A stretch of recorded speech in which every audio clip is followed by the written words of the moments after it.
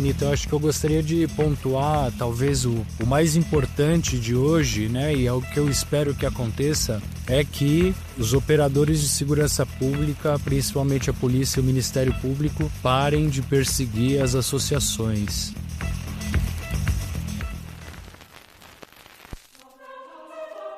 That marijuana is probably the most dangerous drug in the United States. E eu acho que as campanhas antidrogas são muito ineficientes. Regulação de um mercado que já existe. Regulação. Trata de ver se o caso da maconha pode ser regulada, ao invés de ser simplesmente proibida. Herb is a plant. I mean, herbs are good for everything. Gilberto Gil declarou que, entre aspas, gostava da maconha. Olá, olá! Eu sou a Anitta Crepe e esse é o Cannabis Hoje Pode, o podcast que te deixa por dentro do que realmente importa com análise e contexto. São conversas sobre os rumos do setor, empreendedorismo, inovação, além dos bastidores da cena, com os especialistas que mantêm esse universo aceso. Aqui você escuta coisas que não ouve em nenhum outro lugar. Fica comigo que eu já volto.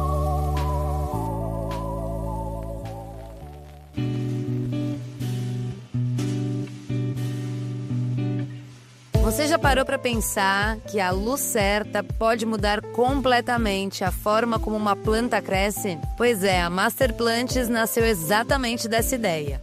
Transformar conhecimento técnico em soluções reais para o seu cultivo. A empresa desenvolve e fornece tecnologias em iluminação e kits para quem cultiva, aplicados tanto a cannabis medicinal quanto a diferentes segmentos do agro, atendendo produtores, pesquisadores e projetos profissionais em todo o país, sempre com foco em eficiência, desempenho e resultado na prática. A Master Plantes usa ciência, engenharia e experiência de campo para ajudar os produtores a crescerem mais, com controle, qualidade e previsibilidade. Na Master, luz não é só energia, é estratégia, produtividade e evolução do cultivo. Acesse masterplants.com.br e conheça a solução ideal para o seu cultivo.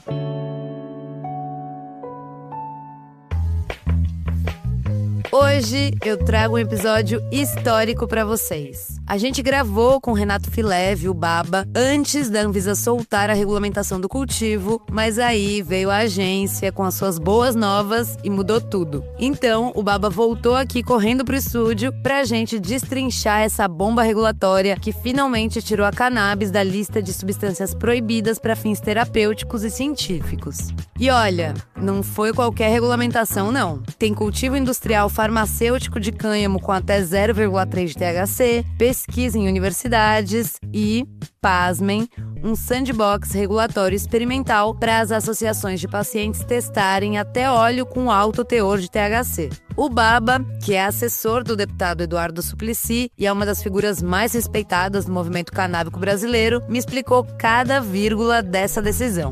A gente fala sobre o que ainda tá nebuloso, tipo esse tal edital de chamamento público que vai definir as regras do jogo, também sobre por que só genética importada pode ser cultivada, e isso sim é problemático, e principalmente sobre a esperança de que a polícia pare enfim de invadir e destruir as plantações das associações.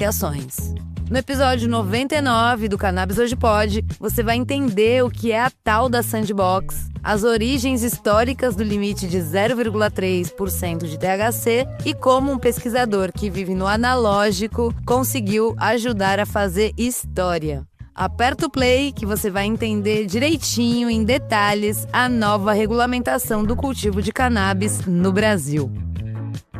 Renato, eu queria muito entender, assim, eu demorei um tempo, eu vou ser sincera, que eu ainda não consegui entender plenamente tudo isso, porque é muita coisa que saiu. Então eu queria saber, para começar, o que ainda não está claro. Anitta, obrigado aí por esse convite para a gente retornar depois desse dia histórico de hoje, para tentar explicar um pouquinho do que aconteceu. Então, realmente é uma decisão bastante complexa, na qual o diretor da 5ª diretoria da Anvisa, o Thiago Campos, ele propõe resoluções distintas para cada modalidade de cultivo. Então, cultivo industrial uma coisa, cultivo entidades de pesquisa como universidades outra, e propõe um modelo, um arranjo regulatório experimental para as associações. E aí ele traz 3 modalidades distintas de produção. E além disso, talvez a mais importante delas é que ele excetua da portaria 344, da lista E, que proíbe a cannabis, o seu cultivo para fins terapêuticos e científicos. Isso realmente é um marco e algo que vai transformar o cenário daqui para frente. Agora sim, tem coisa que realmente não ficou muito clara, né? Principalmente nessa regulação das associações, a Anvisa ela deixa condicionada a um edital de chamamento público alguns dos parâmetros que vão ser exigidos para as associações. Então, isso ainda não foi apresentado. Então, de fato, a gente não sabe como vai ser, né? Se é um morde-assopra, né? Veio agora o assopra e daqui a pouco vem o morde, mas não sei, né? A gente está na expectativa e na esperança, celebrando o dia de hoje, né? Que foi uma vitória sem precedente na história, mas que atentos aí que a luta continua, né? Hoje é uma batalha vencida, mas tem muita coisa ainda pela frente. E muito simbólico, né, que tenha vindo, assim, pelas mãos do primeiro, se não me engano, diretor negro da Anvisa, nos seus 20 e poucos anos de existência. O Thiago, ele deixa isso bem claro, né, o posicionamento dele. Eu acho que todas as reuniões que eu estive ou que vi ele falar, ele pondera, né, e reconhece a cannabis, a maconha, como parte da cultura negra. Então, acho que isso é bastante simbólico também, e a gente espera que agora, nessa próxima etapa, ele consiga manter, né, a sua integridade, manter esse trabalho transparente, sério que ele vem fazendo, e que reconheça de alguma forma a prática associativa como uma prática que produz produtos de qualidade, com segurança, que é o que esse arranjo regulatório experimental ele tende a estudar, né? Ele vai avaliar, vai acompanhar os associados dessas associações, inclusive que recebem óleo com alto THC, e vai tentar de alguma forma sistematizar isso para propor um modelo regulatório que seja proporcional ao impacto que as associações têm na saúde pública. Achei bem ousado isso, assim, né, de abrir esse espaço, porque é isso, né? A gente não sabe, a gente não teve, a gente precisa ter esse espaço de experimentação. Achei bem interessante isso. Em termos, assim, né, existe muita dúvida e muita cautela na literatura científica em relação ao custo-benefício do THC, porque o THC ele pode proporcionar ou aumentar a probabilidade de eventos adversos do que outros canabinoides, né? Ele pode aumentar a ansiedade, ele pode provocar vômitos, proporcionar uma crise psicótica, e esses sintomas eles são sempre ponderados na hora de se eleger uma prática terapêutica. Mas, como foi dito hoje, né, na Anvisa, por vários representantes de associações lá tiveram, mas não apenas, né, Embrapa, Fiocruz, OAB, senadora da República, deputado, tinha ali um escopo muito forte ali, né, de pessoas, de representantes de várias entidades seríssimas ali que endossaram, que apoiaram a proposta,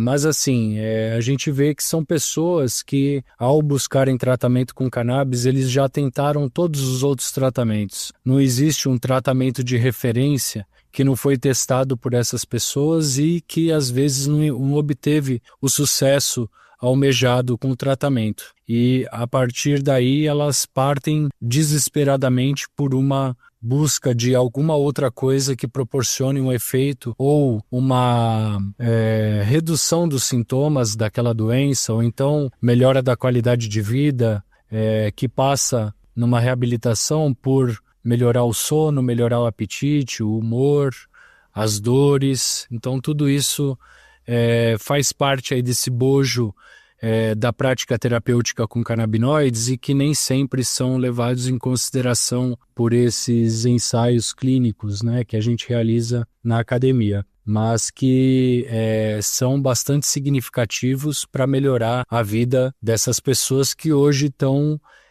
fazendo valer seus direitos e sendo reconhecidas pelo governo brasileiro. Muito bom. E aí você, né, traz essa coisa do THC justamente. Eu queria entender, assim, ficou então o limite de 0,3% de THC estabelecido para o cultivo por CNPJ, mas para as associações e para a pesquisa não, é isso? Exatamente. Então, o Dr. Tiago, né, ele apresentou 4 resoluções e as 4 foram aprovadas por unanimidade. A primeira resolução é essa, que excetua a proibição da cannabis para fins terapêuticos e científicos na portaria 344. A segunda é que dá conta daquela decisão do Superior Tribunal de Justiça que determina que a União regulasse o cultivo de cânhamo para fins industriais. Então, industriais farmacêuticos ainda, ela restringe Exato. para industrial farmacêutico, né? Então, cânhamo 0,3% para fins industriais farmacêuticos teve a sua resolução apresentada e aprovada hoje também. Então já se antecipou do 31 de março, né, que era quando sairia supostamente essa regulação. Pelo que o Tiago sinalizou numa reunião que também tivemos entre pesquisadores com ele, ele diz que agora, excetuada a proibição da cannabis na portaria, o mapa vai começar a se mexer e vai apresentar propostas de regulação de cultivo, né, e de aquisição de sementes e manejo de outras variedades que, por exemplo, porque a minha dúvida, né, o que eu perguntei a ele, e aí já atropelando um pouco, né, mas assim, a reunião que nós fizemos com eles foi como na posição de pesquisadores, né, então a gente focou naquela RDC que regulamenta a pesquisa. E lá fala em um momento que poderão apenas ser cultivadas variedades importadas, né? Então, apenas genéticas de fora do país. Eu questionei ele o porquê disso, né? E ele disse que era um parâmetro que eles tinham que adotar, mas que para outras variedades que não essas reguladas pela Anvisa, é possível que o mapa apresente alguma proposta aí em breve para a gente entender como vai ser feito a pesquisa com esses cultivares que estão de alguma forma regionalizados, né, tropicalizados aqui em território brasileiro. Então é a expectativa aí dos próximos capítulos. Caraca, eu diria talvez que esse é um dos pontos melhoráveis, né? Um dos pontos fracos dessa sugestão, enfim, dessa regulação. Você concorda com isso? Tem outros pontos assim fracos que você diria, putz, isso daqui poderia ser melhorado? Assim, sem dúvida, né? A gente se limitar ao uso industrial farmacêutico é realmente algo que não faz muito sentido, né? Porque você permite o cultivo da planta, você utiliza a resina, que é onde está o cerne da discórdia, e você não aproveita outras matérias-primas ali que a planta pode fornecer, que vão competir com outras indústrias, né? Não com, sei lá, com a indústria têxtil, com o algodão, com o petróleo, com outras coisas, o plástico, né? Outras coisas aí que o cânhamo biocombustível, né? Enfim, tem milhares de coisas aí que serão exploradas em algum momento, talvez não agora, mas é isso, um passo de cada vez, né? Acho que a decisão, essa RDC, eu acho que o Tiago acertadamente, ele entrega aquilo que foi solicitado para o STJ, sabe? Então assim, olha, tá aqui, vocês pediram pra gente regular isso, tá aqui isso. E aí o além que ele vai é justamente nessa outra RDC da pesquisa e das associações, reconhecendo o fato social, né? A gente tem associações hoje no Brasil cultivando maconha, atendendo centenas de milhares de pessoas. A gente ainda não tem uma indústria do cânhamo consolidada, né? Tem algumas iniciativas pontuais, claro, mas ainda não é. Não dá pra botar a mão no fogo desse jeito. Assim, eu acho que até daria, né? O Brasil é um país agrícola, os Estados Unidos regulou em 7 anos ele conseguiu ser um dos top 3 ali, player mundial, né, do cânhamo, junto com o Canadá, é o segundo maior produtor no mundo, só fica atrás da China. Então seria possível ousar e entender a capacidade técnica. Nós ali, com o mandato do deputado Eduardo Suplicy, tentamos incidir com o ministro Fávaro, né, da Agricultura, também tentando explicar esse diferencial para ele, né? Tentamos também incidir com o MST, que inicialmente estava aberto à discussão sobre o potencial terapêutico, mas queria se limitar a essa discussão por conta do estigma, de outras questões de segurança pública envolvendo a maconha. E aí a gente conseguiu, em 2 dias de conversa, convencê-los do potencial agrícola, econômico, social da planta, e eles ficaram super empolgados. Então, assim, acho que basta algumas horinhas ali junto que as pessoas entendem, né, essa racionalidade, e eu acho que isso, a partir do momento que a gente consegue apaziguar, né, uma questão que era um gargalo, né, que vinha se arrastando ao longo do tempo, eu acho que outras questões elas virão com mais tranquilidade, né, para a sociedade, para os tomadores de decisão, né, que sempre ficam muito temerosos ou com desvio de finalidade ou então com o que os eleitores vão pensar se ele fizer tal afirmação pública, né? Então, acho que isso vai também dar aí uma segurança, né, para que o assunto seja debatido com mais seriedade. Mas acho que assim, Anitta, eu acho que eu gostaria de pontuar talvez o mais importante de hoje, né, e é o que eu espero que aconteça, é que os operadores de segurança pública, principalmente a polícia e o Ministério Público, parem de perseguir as associações. Se isso acontecer, a vitória já vai ter sido enorme, porque até hoje plantações, cultivos inteiros são destruídos, presidentes de associações são detidos, levados à prisão, ficam meses presos por conta de uma coisa que não faz nenhum sentido, e hoje a Anvisa ela mostrou o porquê que não faz sentido, né? Então acho que essa foi realmente a maior vitória que a gente espera com maior expectativa aí, que essas execuções judiciais arbitrárias elas parem de acontecer. Com certeza. E surgiu um termo novo aí de anteontem para hoje, que é o tal do sandbox. Como é que você explica aqui para quem está ouvindo a gente, assim, rapidamente, o que é isso? Então, o sandbox das associações, né, é uma prática, é esse arranjo regulatório experimental que eu falei, né? Essa é a tradução de sandbox. Então, a Anvisa ela propõe a construção continuada de uma regulação que não foi apresentada hoje, mas possivelmente será apresentada em 5 anos. Então, nesse período, a Anvisa vai fazer ciclos de projetos onde as associações elas poderão se inscrever a partir desse edital de chamamento público que eu comentei recentemente, e lá vão haver regras ali para candidatura de um número de projetos X que ainda não foi apresentado, e aí esses projetos serão acompanhados de perto pela Anvisa, avaliando a estabilidade dos produtos, a rastreabilidade, a consistência, a composição, os eventos adversos dos associados que receberam óleo, a posologia, as prescrições. Então vão fazer ali uma auditoria, vamos dizer assim, nas associações, e isso vai subsidiar a Anvisa para construir essa resolução que vai regulamentar as associações mais para frente, né? Então o sandbox é isso, é uma prática convencional, não foi criada para isso, né? As fintechs aqui no Brasil elas foram reguladas dessa forma. Então, quando há algo novo que não se sabe muito bem como regular, você cria um laboratório, um experimento no qual a agência que vai propor a regulação, ela estuda esse meio, né? Essa prática para regulá-la da melhor forma possível. É assim que a gente espera que aconteça, né? Maravilhoso. E Rê, aqui para finalizar, você estava em Brasília hoje?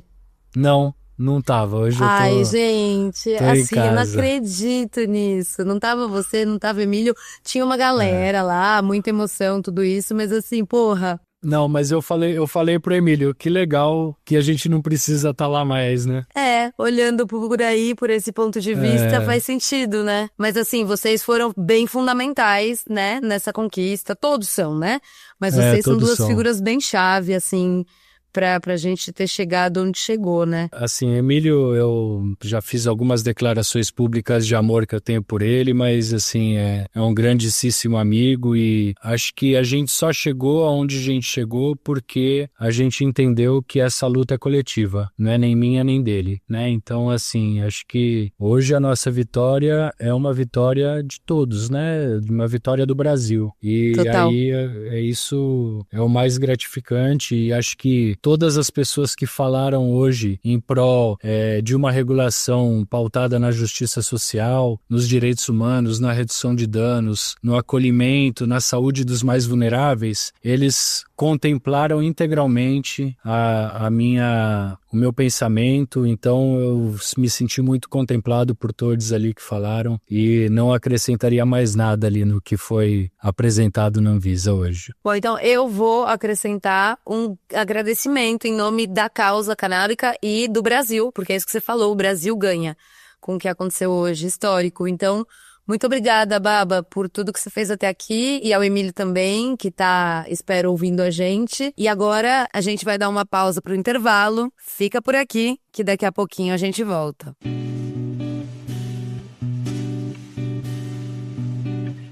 Gente, eu quero contar pra vocês que a revista Brisa vai virar um livro reunindo algumas das mais clássicas entrevistas que fizemos com gente da laia de Ney Matogrosso, Luana Piovani, Gilberto Gil, Ailton Krenak, Helena Rizzo e por aí vai. E também vai ter uma edição impressa trimestral com conteúdos inéditos. Para isso, a Brisa criou um crowdfunding lá no Catarse para que a nossa Brisa ganhe, enfim, versão impressa. Gostou? Então vem com a gente. É só acessar catarse.me/brisa para garantir os seus exemplares do livro e da revista. Estamos de volta com Renato Fileve, que já esclareceu nossas ideias quanto à nova regulamentação do cultivo e tem muito mais o que nos contar. O Baba já devia ter aparecido aqui no podcast há muito tempo, mas o bom é que nunca é tarde, né? Então, sem mais delongas, Renato Fileve, seja muito bem-vindo ao Cannabis Hoje Pode. Salve, Anitta, salve comunidade Cannabis Hoje Pode, prazer estar aqui com vocês, muito obrigado pelo convite e vamos trocar uma ideia aí sobre a plantinha. Muito animada aqui para conhecer mais sobre a sua vida canábica, Baba. E, para começar, então, eu queria que você contasse para nossa audiência sobre a sua trajetória no universo da planta, por onde você passou, em quais frentes você está atuando hoje em dia, enfim, o microfone está aberto. Bom, eu comecei com a maconha desde a minha adolescência ali, interesse pela planta, né? Comecei a usar, comecei a conhecer seus efeitos. Então, quando eu entrei na universidade, foi uma grata surpresa quando eu descobri que se podia estudar maconha dentro da universidade, lendo um livro do professor Elisaldo Carlini, que havia feito um simpósio um ano antes, em 2004, Cannabis Sativa L, Substâncias Canabinoides em Medicina. E aí esse livro abriu portas para mim, assim, eu recebi de uma colega da enfermagem que me presenteou com ele, eu falei, que legal, né? Eu entrei na perspectiva de estudar genéticas e clonagem, essa coisa toda, mas aí quando eu percebi que era possível ali trabalhar com a maconha, né, de uma maneira séria, consistente, buscando evidência científica, eu falei, poxa, então isso daí me abriu portas e eu fui tentar desbravar essa área. E aí, em paralelo a isso, 2005, 2006, isso, né? Então, em 2007, eu já fazia parte do Grow Room, né? Nessa época. Então, em 2007, a gente começou a organizar o movimento antiproibicionista da maconha aqui em São Paulo, a Marcha da Maconha. Só fazendo um adendo aqui que o Grow Room era um fórum, né? Acho que continua existindo, mas era um fórum de discussão, né?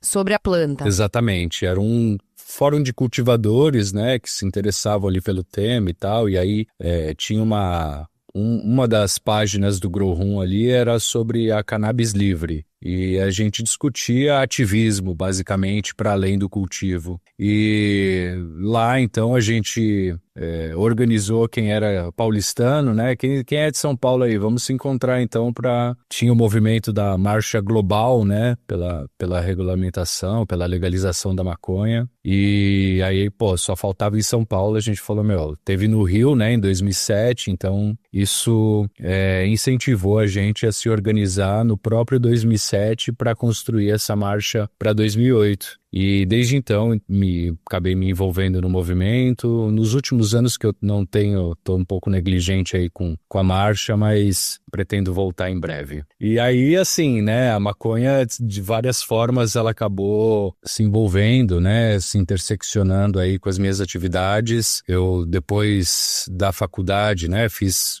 a graduação, depois fiz pós-graduação também, meus estudos de pós também foram com a maconha e comecei a trabalhar para além do movimento social, na sociedade civil também, em organizações como a Plataforma Brasileira de Política de Drogas, o CEBRID, que buscavam ali também discutir uma reforma da política e uma atualização para que contemplasse a maconha como uma planta regulada e não simplesmente proibida, né? E aí agora, recentemente, trabalhei também na Cultive, né, por muito tempo ali com a Cidinha, com o Fábio, com a Cacá, e agora tô aí no Suplicy, também ajudando o deputado nas agendas e nas pautas que ele tem em relação ao tema. Bueníssimo, Baba. E eu quero saber disso, de como tá sendo com o Eduardo Suplicy, essa experiência, mas eu quero...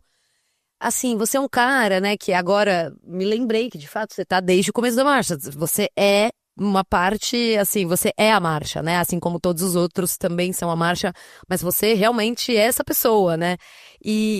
Você é um cara, então, que navega pelo ativismo e também pelo empreendedorismo, né? Dentro, né, do empreendedorismo pessoal seu, trabalhando na Cultive, trabalhando como pesquisador e agora também como assessor. Como é que é, assim, pra você, porque às vezes tem uma briga, né, assim, do ativismo com o empresariado, não que você seja um empresário, mas como é que faz pra apaziguar e pra você ser capaz de ser um ativista e também um empreendedor dentro da maconha? A minha leitura é que os diversos setores da sociedade, eles precisam compreender a delicadeza e a complexidade de se manter uma planta proibida como a cannabis, uma planta de muito interesse, né, socioambiental, político, cultural, e a gente precisa dialogar, né, entre os mundos aí, entre esses diversos setores para que haja um engajamento, para que haja uma mudança de mentalidade, para que a gente consiga conquistar mais corações e mentes. Sem isso, acredito que a coisa não avança. Então, as pessoas precisam estar sensibilizadas, mobilizadas para o debate, discutindo entre seus familiares, discutindo nos mais diversos ciclos que ela frequenta uma regulação da maconha. Acho que também trazer, né, setores que busquem empreender e, de certa forma, ganhar dinheiro com a maconha para o movimento social, cria ali uma oportunidade para que as pessoas interessadas, né, nesse cannabis compreendam da onde que está vindo a causa, né? Por que a maconha foi proibida e quais são as condições inegociáveis que uma futura regulamentação precisa ter para que essa opressão ela acabe, né? Porque se a regulamentação ela vem apenas para um lado, né, pro lado... Fica capenga. A celeuma social que hoje acontece por conta da proibição da maconha, ela continua de outras formas, né? Então, acho que tentar buscar uma regulamentação que desenvolva setores produtivos, que garanta a soberania nacional, que coloque o Brasil ali na geração de emprego, na geração de renda, em recursos, em diversas condições ali que possam melhorar, né, tanto a saúde do país, do seu ambiente, do seu povo, com a pauta social que ela é urgente, né? A gente está falando aí de pelo menos 100 anos de proibição da maconha e essa proibição ela acaba, de certa forma, sendo muito mais intensificada em certas camadas da população. né? Em pessoas pobres, negras, periféricas. Então, acho que se a gente conseguir pensar num desenvolvimento no qual haja um interesse social dessas pessoas que estão interessadas em empreender na cannabis, para que se reverta em políticas públicas pautadas pela justiça social, a gente avança com muito mais consistência. Muito bom. Agora sim, Baba, eu quero saber como é que tem sido esse trabalho, né, de atuar como assessor especial de um deputado que não é qualquer deputado, né? É apenas o deputado mais amado do Brasil, né? Como é que é? Você assessora ele exclusivamente na pauta da maconha ou tem outras atribuições também? Eu assessoro na pauta da maconha, mas também cuido da pauta de política de drogas, de saúde mental e de direitos humanos. Então, dentro dessa temática, a gente tenta subsidiar, orientar, contribuir ali para que o deputado consiga desempenhar suas atividades, tanto na discussão com seus pares, ou na promoção de projetos de lei, ou então na conquista da opinião pública também, né? Porque ele tem o deputado Eduardo Suplicy, ele abre portas, né? Ele consegue ali furar bolhas, ele chega na casa das pessoas, né? As pessoas têm boa vontade de escutá-lo, né? E de tentar entender aquilo que ele está falando, porque ele é uma pessoa muito parcimoniosa, muito ponderada, querida, né? Muito querida. Então, é um exercício que tem sido para mim, assim, sair, né, desse lugar, tanto da academia, da ciência, do movimento social, para poder falar também um pouco com um público um pouco mais conservador, né? E isso tem sido bastante interessante, bastante motivante, assim, porque, de fato, a gente não está falando só entre a gente, né? A gente consegue ir além e fazer com que mais pessoas ali compreendam, né, a necessidade da regulamentação, os potencial terapêutico da planta, né? E como que ela proibida, ela gera mais problemas para a gente do que se a gente pudesse regulamentar. Exatamente. E nesse trabalho você tem ido muito a Brasília, né? Não sei se antes na sua vida você tinha estado tanto por lá, assim. Como é que tem sido para você esse novo universo mesmo, né? De Brasília. Brasília, eu já tive pela Plataforma Brasileira de Política de Drogas a oportunidade de fazer incidência lá, né, de trabalhar no tete-a-tete ali com deputados, né, com o executivo também. É desafiador falar de Brasília, viu, porque Brasília é um cenário bastante complexo, assim, de muitos interesses, né, e que a gente disputa e ao mesmo tempo a gente não sabe muito bem como que as coisas caminham, né. Então a gente vai lá, faz a nossa incidência, conversa com os atores, mas não há uma continuidade, né? Aquilo fica ali e de repente acontece alguma coisa, mas assim, não é algo que é feito em conjunto, né? Lá claro. É o executivo, lá é o legislativo, o judiciário, eles deliberam algumas coisas ali e depois a gente ou vai cobrar ou vai continuar a conversa, né? Então é um exercício bastante paradoxal para mim, assim. Eu tenho sentimentos mistos pro Brasília, assim. Imagino. Mas tem sido um aprendizado bastante grande, assim, participar dessas atividades, entender como é que funciona a fundo ali, né, as instâncias que hoje proíbem a maconha e nem sabem por quê, né. Agora, Renato, eu queria que você desse pra gente um pouco do panorama histórico do limite de 0,3 de THC, né? Onde é que ele nasceu e como é que ele foi mudando ao longo do tempo? Porque, como você disse, ele é encarado de outra maneira, né, em vários outros países do mundo. E aí, aproveitando também nessa pergunta, eu queria que você trouxesse, assim, se você vê algum lugar que entenda e aplique corretamente a compreensão da concentração do THC na sua regulação. Cânhamo, né, ou a restrição do THC, o cânhamo é uma designação genérica e popular e talvez normativa, né, das variedades de maconha, de cannabis que tem até 0,3% de THC. Então cria-se uma convenção na qual definem ali que variedades abaixo de 0,3% de THC é cânhamo, variedades superiores a esse valor é marihuana, maconha. Isso é uma designação não natural, né? Foi criada essa restrição por convenção para restringir, de fato, os teores de princípio ativo e desenvolver uma planta que produza uma matéria-prima de interesse industrial, de interesse de manufatura, né? A cannabis, ela tem pelo menos 3 matérias-primas. São as fibras, as sementes e as resinas. E aí cada uma delas pode dar uma infinidade de produtos a partir desse uso dessa matéria-prima. E o cânhamo, ele foi se selecionando genéticas que contemplassem a produção da fibra vegetal. A fibra da maconha é uma das fibras mais longas e resistentes dentro desse reino vegetal, e elas vêm sendo empregadas aí há muito tempo para fins industriais e diversos, né? Desde há 12 mil anos para a produção de redes de pesca, cestos de qualquer coisa, potes, roupas, velas, cordas, né? E aí isso, de alguma forma, foi se aperfeiçoando e aprimorando ao longo do tempo. Então, a humanidade selecionava variedades que produziam bastante fibra ou selecionavam variedades que produziam bastante resina.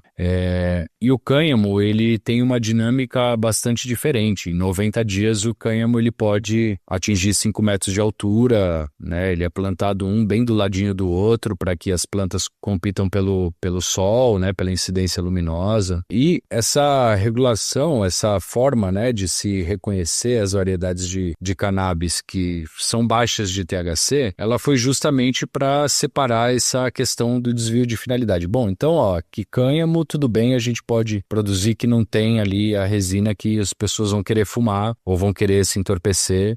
A gente consegue manejar de uma forma menos restritiva. Então, ou então assim, o cânhamo é muito útil, mas tem o THC. Então, vamos tentar encontrar variedades aqui que a gente consiga manter a nossa produção industrial sem jogar tudo fora, né? Então, vamos selecionar e manter essas variedades aqui com baixo teor de THC. Então, hoje é possível a gente ter ali plantas até com menor teor de THC do que 0,3%, e as pessoas, enfim, selecionam e produzem e conseguem aperfeiçoar essa qualidade que ele tem, né? Potencializar, por exemplo, a produção de fibra, potencializar a produção de uma molécula específica, né? Em detrimento de outras. Então, com seleção genética e de variedades, você consegue ali ter essa separação muito bem feita. Agora, o cânhamo, né, da mesma forma que o THC, ele tem as suas propriedades sem interesse industrial, o cânhamo tem as dele, mas a gente pode ver que no Brasil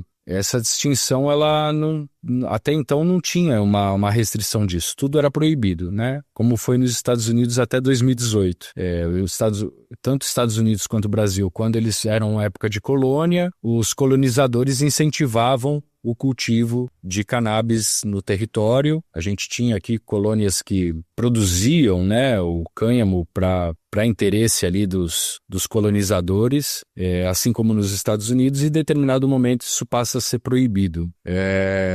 Nos Estados Unidos se retomou o cultivo de cânhamo em 2018 e hoje os Estados Unidos é um dos maiores produtores mundiais, só fica atrás da China e junto com o Canadá é o segundo maior produtor mundial. No Brasil, acredito que se a gente regulamenta o cânhamo, esse também vai ser o mesmo destino. Em pouco tempo, a gente consegue ali atingir um nível de competição, né, e mundial. E o cânhamo, ele pode produzir, né, além das fibras, também as sementes, que têm propriedades nutricionais para consumo humano e animal, e também bioenergéticas, pode ser um biocombustível. Já tem inclusive pesquisas disso, né, com a PF no meio, lá no Pará, e no Recife, se eu não me engano. Exatamente. Bom, era usado, fonte de iluminação pública, os óleos, né, são usados aí na Europa ou em vários lugares aí que a gente vê que há um emprego do óleo das sementes pelas suas propriedades, enfim, rico em ácidos graxos poliinsaturados e também as resinas, né? Então, assim, as resinas também produzidas por variedades com baixo teor de THC, elas também podem servir para a produção de produtos. E o que eles querem fazer é isso, é extirpar o THC para você produzir variedades apenas com as outras todas moléculas da planta, sem o THC. Acho que isso, de certa forma, né, vem, né, desse processo histórico de você querer beneficiar a planta, adquirir ali potencial econômico e financeiro da planta, mas contornar uma regulamentação que restringe essa molécula por conta das convenções internacionais, né? O THC ele é o grande vilão aí da história, né? Por ter propriedades euforizantes, por proporcionar prazer, por proporcionar alteração da percepção e às vezes isso causa alguns transtornos, né, para os usuários. A maconha é a planta mais consumida no mundo depois do tabaco e do álcool, né? É a substância psicotrópica que atinge aí cerca de 300 milhões de pessoas consumindo no mundo. É a população dos Estados Unidos, que é um dos maiores países, né? Um dos mais populosos. E isso é um dado sensível, né? Porque é por conta dessas pessoas que há uma restrição tão grande em relação às pessoas que precisam, por exemplo, para fins terapêuticos, né? Então, se a pessoa precisa do THC, ela está sendo tolhida de acessar essa molécula porque tem outras com tantos interesses hedonistas relacionados à planta, né? Maravilhosamente, um bom resumo final para essa nossa conversa, mas não antes da gente ir para os quadros, que são, assim, 3 perguntinhas rápidas antes da gente se despedir. Bora lá? Bora!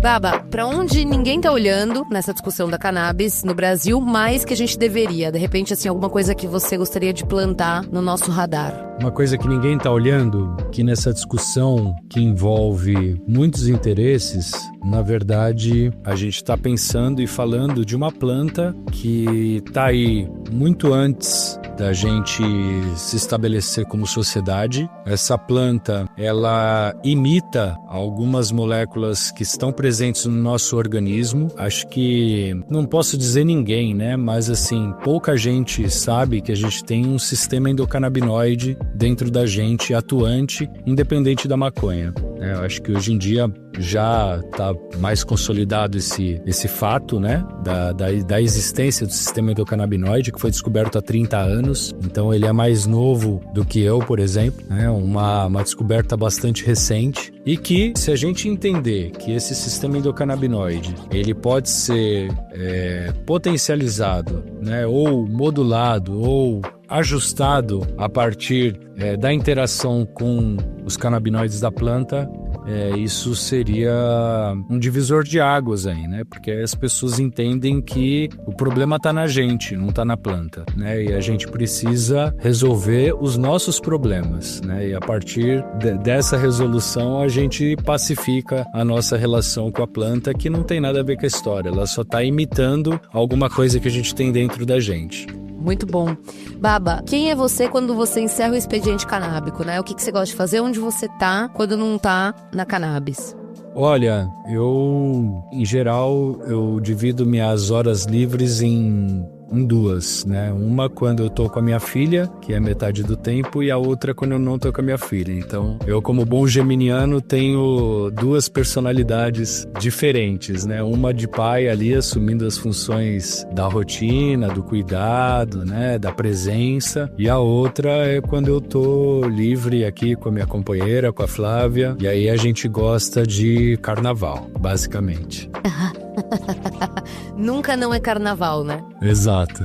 E aqui então, já no terceiro quadro, Cannabis Indica, livro, filme, pesquisa, pessoas. Você já deu algumas dicas ao longo do episódio, mas assim, uma que você, gostaria de deixar marcado. Cara, eu gostaria que todo mundo que está interessado aí nesse potencial, nessa revolução da regulação da cadeia produtiva da planta, né, e tudo que isso pode se desdobrar algum dia, eu convido que vocês assistam um documentário do Rodrigo McNiven chamado Cortina de Fumaça. Eu acho que o Cortina de Fumaça, ele é um divisor de águas. Ele foi, a partir dele, acho que 2010, se eu não me engano.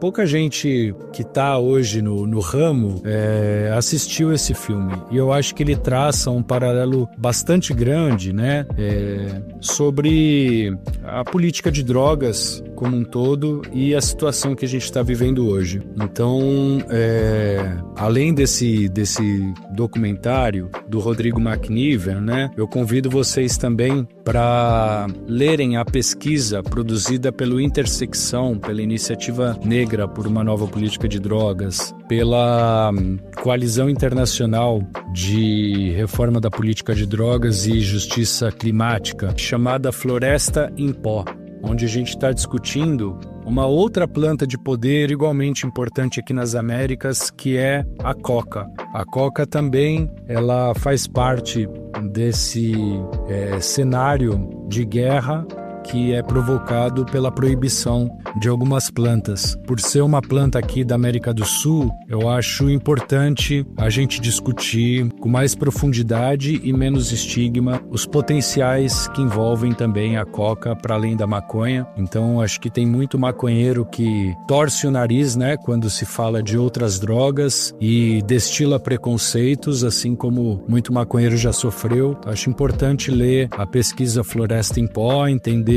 como que a proibição da coca ela está envolvida com uma série de outros crimes, né, que impactam a nossa sociedade, nosso meio ambiente, e como poderia ser menos danoso se houvesse uma regulação responsável dessa planta, assim como tem para a maconha. Como terá.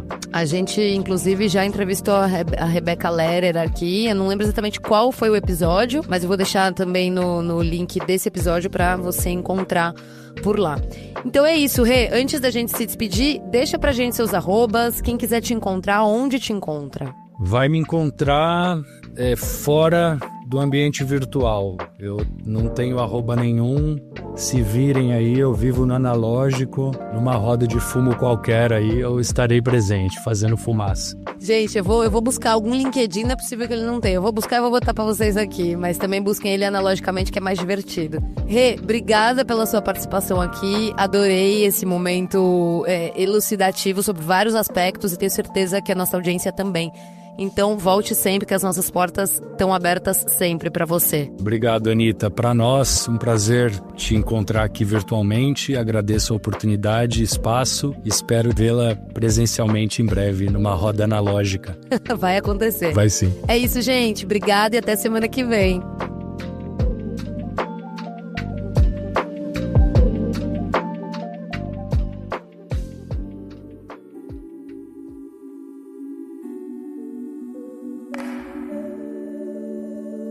Graças a você que ficou com a gente até agora. A 5ª temporada do Cannabis Hoje Pode é apoiada pela BecMed, Master Plants, Bliss, USA Hemp e Aleda. Marcas que valorizam a comunicação responsável e o jornalismo de excelência como pilares para orientar o desenvolvimento do setor. Mas é claro que nada disso teria sentido se não fosse por você, caro ouvinte. Portanto, se você gostou, compartilhe o episódio nas suas redes e com as amizades. Isso realmente faz a diferença. Ah, e lembra de deixar um like, uma estrelinha, um comentário. Vai depender da plataforma em que você está ouvindo a gente. E se você quiser falar comigo, é só mandar um alô no cannabishoje@gmail.com ou enviar uma DM no @cannabishoje lá no Insta. O Cannabis Hoje Pode vai ao ar todas as terças-feiras com roteiro e apresentação de Anitta Crepe e produção da Leopoldo Electrical Group.